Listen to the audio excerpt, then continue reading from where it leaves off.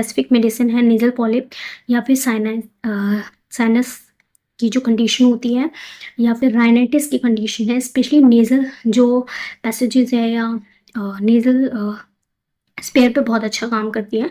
Patient को obstruction feel होता है, कंटिन्यूअसली सर्दी जुकाम ये बना रह रहा है और पेशेंट को अगर हम बोलते हैं कि पेशेंट किस तरीके से इसमें जो है पेशेंट को ये देखा जाता है कि पेशेंट को ये चीज़ बहुत मतलब किस तरीके से काफ़ी इफ़ेक्टिव रहेगी कि जहाँ पेशेंट में हिस्ट्री मिल रही है तो उसको कंटिन्यूअसली साइनस की दिक्कत रह रही है, राइनाइटिस की दिक्कत रह रही है, बहुत सी मेडिसिन अप्लाई कर यूज़ कर ली, फिर भी रिज़ल्ट नहीं मिल रहा है। स्पेसिफिकली लेवनामाइनर बहुत अच्छी दवा है।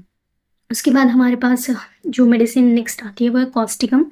कॉस्टिकम में भी सेम नेज़ल पॉलिप के में जो कंडीशन होती है इसमें मेनली पेशेंट को ये फ़ील होता है कि जो अंदर के नेज़ल पैसेज है वहाँ पे छिल गया है, के साथ ये कंडीशन पेशेंट को दिखती है।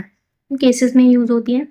उसके बाद हमारे पास आती है दूसरी मेडिसिन जो इसमें अलग तरीके से थूजा कभी भी कोई ग्रोथ बढ़ जाती है तो हम थूजा को ज़रूर याद रखते हैं क्योंकि ओवरग्रोथ है टिश्यू ये भी, तो थूजा इफ़ेक्टिव होती है। इसमें जो डिस्चार्जेस होते हैं वो ग्रीनिश कलर के होते हैं।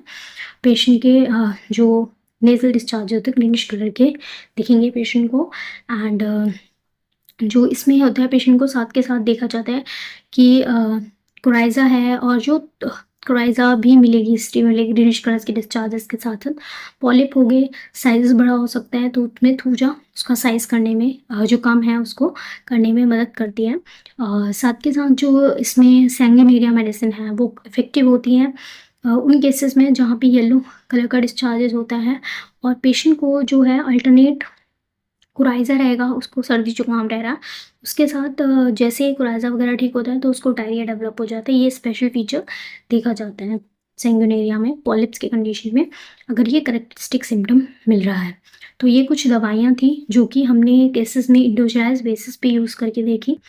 कैलकेरिया फ्लोर इसमें एक बायोकेमिक मेडिसिन एडिशनल के तौर पे भी हमने यूज़ करके देखी बिकॉज़ वो जो अगर आपका पॉलिप बहुत हार्ड हो गया तो उनमें आप उसको सॉफ़्टन करने में और उसका साइज़ करने में कम करने में मदद करती है।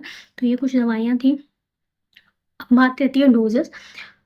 किसी भी दवाई का डोज़ का चयन स्पेशली पेशेंट के हिसाब से होता है कि क्या potency 30, 200 depend on the patient.